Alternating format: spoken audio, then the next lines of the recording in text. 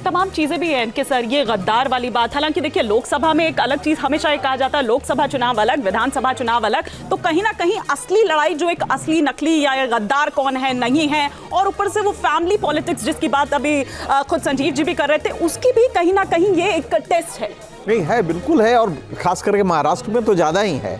Family politics, individual के प्रति जो वो होता है, जैसे लोकल जो लीडर्स होते हैं उनका अपना वर्चस्व है, इतने अंडर करेंट्स है, क्रॉस करेंट्स हैं कि इसमें आपको कोई डिसर्नेबल समझने वाला कोई एक पिक्चर जो मिल जाए, ये महाराष्ट्र में बेहद मुश्किल है। मुझे लगता है कि मैंने लगभग जितने भी 45 साल से मैं ये काम कर रहा हूँ, लेकिन जितना कन्फ्यूजन महाराष्ट्र इलेक्शन को लेके अब की बार है, उतना मुझे नहीं लगता कि पहले कभी रहा है। ठीक है, कोई पार्टी जीत सकती है, ये एक जनरल माना जाता है कि बीजेपी को लोकसभा में 2014 के बाद वोट्स जो मिलते हैं वो ज़्यादा होते हैं, राज्य में कम होते हैं, लेकिन इसके अपवाद भी हैं, कई जगह अपवाद भी हुए हैं।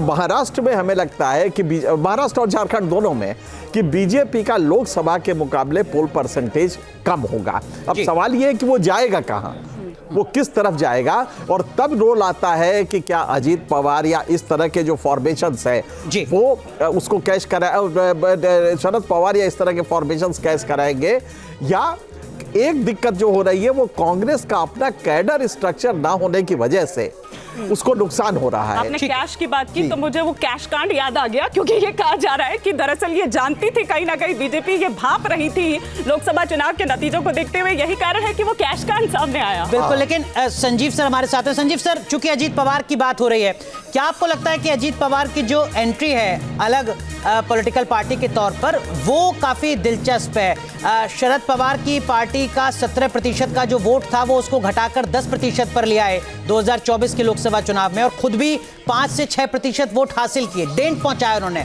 एनसीपी को। संजीव सर।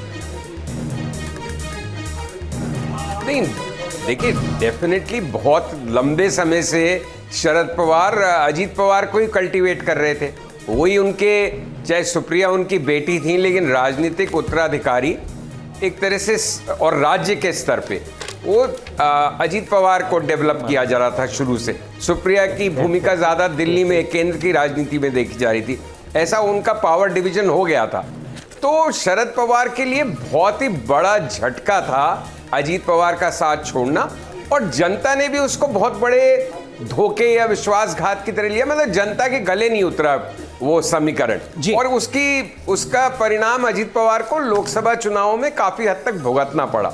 अब क्या वो गुस्सा निकल चुका है एक बार, दूसरी बार नहीं निकलेगा? जैसे चुनावों में कहते हैं एक कारतूस बार बार नहीं चलती, क्या वो सब मुद्दे की जिस तरह से तोड़फोड़ हुई, जिस तरह से अजीत पवार ने छोड़ा, वो सब शिकायत, जो लोगों के मन में रोष गुस्सा था, क्या वो इतना कम हो गया है कि परिणाम में फर्क पड़ जाएगा, या वो उतना कम नहीं हुआ है? इस सब की बात हमको 1.5-2 घंटे में स्पष्ट नजर आने लगेगी तस्वीर। जी बिल्कुल, हमारे साथ न्यूज़ लेकिन अजीत पवार क्या करते हैं जी सर रिजल्ट्स आने के बाद, जी सर, ये अभी तक एक दिलचस्प पहेली बनी हुई है। यानी अगले 24 से 48 घंटे भी बेहद दिलचस्प होंगे।